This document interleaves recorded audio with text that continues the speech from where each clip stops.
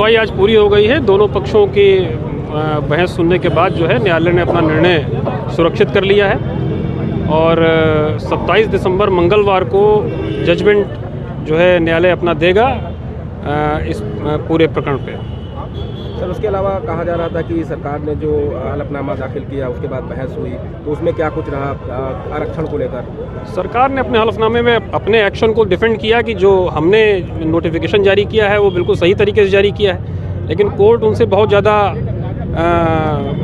Satisfied नहीं थी। Court का कहना ये था कि जो आप ने ये पूरा आपने एक्सरसाइज करी है, इसके लिए आपके पास कोई डेटा नहीं है और बगैर किसी डेटा के आप ये कैसे आप एक्सरसाइज को पूरी कर लिए।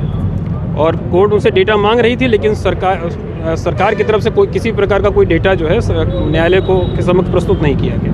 क्या सर पिछले चुनाव का भी हवाला दिया गया था? पिछले चुनाव का भी हवाला दिया गया था और हम लोग की तरफ से ये याचियों की तरफ से कहा गया कि 2012 और 17 के चुनाव हुए थे, उसमें भी बहुत सारी नियमों का उल्लंघन हुआ था और उसमें भी न्यायालय में बहुत सारे प्रकरण आए थे और इन्होंने वही सारे डेटा और उसी के आधार पर इस चुनाव को भी कराने का ये प्रयास कर रहे हैं। इसीलिए ये सारी एक्सरसाइज जो है ये गलत है और इसको इसीलिए न्यायालय में चुनौती दी गई। किसी आयोग के गठन की भी मांग की गई है सर?